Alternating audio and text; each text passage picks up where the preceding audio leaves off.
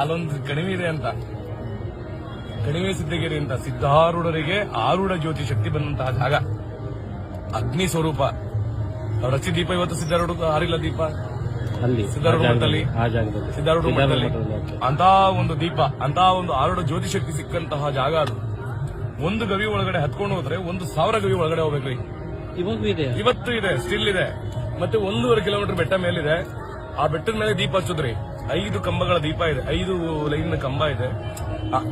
ಆ ಒಂದು ಕಂಬದ ಮೇಲೆ ದೀಪ ಹಚ್ಚಿದ್ರೆ ಕೆಳಗಡೆ ಸಿದ್ದೇಶ್ವರ ಅಂದ್ರೆ ಕಣಿವೆ ಲಿಂಗದ ಮೇಲೆ, ಮತ್ತೆ ಕಣಿವೆ ದುರ್ಗಾ ಪರಮೇಶ್ವರಿ ಇಬ್ರು ಮುಖದ ಮೇಲೂ ಬೆಳಕು ಬರುತ್ತೆ.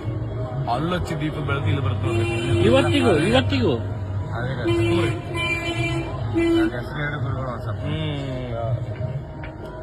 ಕಣಿವೆ ಸಿದ್ದಗಿರಿ ರಟ್ಟಿಹಳ್ಳಿ ಅಂತ ಬರುತ್ತೆ ನೋಡ್ರಿ.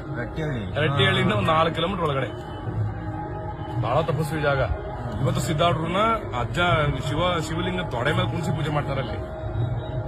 ಶಿವ ಮಗನ ರೂಪದಲ್ಲಿ ಅಜ್ಜನ ಇಟ್ಕೊಂಡು ಆರೂಢ ಶಕ್ತಿ ಅಂದ್ರೆ ಜ್ಯೋತಿ ಶಕ್ತಿಯನ್ನು ಕೊಟ್ಟಂತದ್ದು. ಇವತ್ತು ನೀವೆಲ್ಲ ಏನ್ ನೋಡಿದಿರಿ, ಆರೂಢ ಜ್ಯೋತಿ ಪ್ರಶಸ್ತಿಗಳು ಕೊಡ್ತಾರೆ, ಆರೂಢ ಜ್ಯೋತಿ ಇನ್ನೊಂದೆಲ್ಲ ಏನು ಇದು ಮಾಡ್ತಾರೆ. ಆರೂಢ ಜ್ಯೋತಿ ಅನ್ನೋ ಒಂದು ಕೀರ್ತಿ ಬಂದಿದ್ದೆ ಅಲ್ಲಿಂದ, ಕಣಿವೆ ಸಿದ್ದಗಿರಿ ಅಂತ. ನಾವು ಹೋದ್ರೆ ಇನ್ನು ಸುಮ್ಮನೆ ಅಂತ ಹೋಗ್ಬರ್ರಿ, ಅಲ್ಲಂತೂ ಅಜ್ಜಾರನ್ನ ಬಹಳ ಹುಡುಕಾಡ್ತೀವಿ.